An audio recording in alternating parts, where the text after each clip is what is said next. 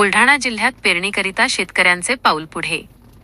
रोहिणी मृग नक्षत्र कोरडा गेल्यानंतर जून महिनाही कोरडा जातो की काय, असे वातावरण मुख्यतः विदर्भात आणि त्यातही कोरडवाहू म्हणून ओळख असलेल्या बुलढाणा जिल्ह्यात दिसत होते। यामुळे शेतकऱ्यांमध्ये चिंतेचे ढग दाटत असतानाच मागील 2 दिवसांपासून सुरू झालेल्या पावसामुळे जिल्हावासी सुखावले आहेत। मागील 24 तासात कमी अधिक प्रमाणात सलग पाऊस होत असल्याने शेतकऱ्यांची पावलं पेरणीसाठी पुढे पडत असल्याचं समाधानकारक चित्र आहे।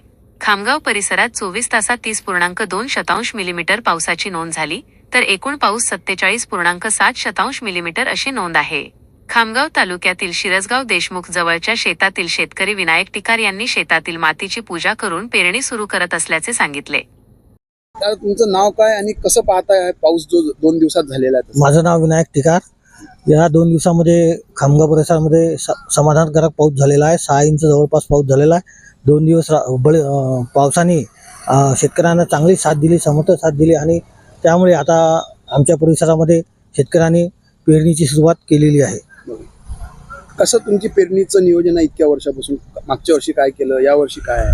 मागच्या वर्षी मी सोयाबीनची लागवड केली होती। जवळपास 30 तारखेला माझी मागच्या वर्षी या शेतामध्ये सोयाबीनची लागवड झालेली होती आणि मागच्या वर्षी पाऊस जरा लवकर आल्यामुळे शेतकऱ्यांच्या बऱ्याचशा पेरण्या ह्या 30 तारखेपर्यंत आटोपलेल्या होत्या। कपाशीची मी आता अशा शेतामध्ये लागवड करत आहे आणि जवळपास 15 दिवस माझी कपाशीची लागवड पावसाच्या प्रतीक्षेमुळे उशीर झालेला आहे लागवड करायला। आज मी पाऊस पडल्यामुळे माझ्या शेतामध्ये कपाशी लागवड करत आहे।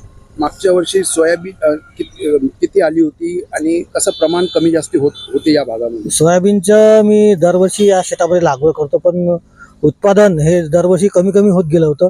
मला जे सुरुवातीला 18 ते 20 पोते सोयाबीन व्हायचं या 2 एकरामध्ये, ते जवळपास मागच्या वर्षी 12 पोत्यापर्यंत 12 क्विंटलपर्यंत कमी झालं आणि त्यामुळेच मी आता कपाशी पेरण्याचा निर्णय घेतला यावर्षी। एक शेवटचा प्रश्न की हा पाऊस झालेला आहे, तुमच्याकडे ठिबक आणि तुम्ही पाऊस दोघांवर अवलंबून आहे। हो, जे आता फक्त कोरडवाहू आहे त्या शेतकऱ्यांना काय सल्ला द्याल?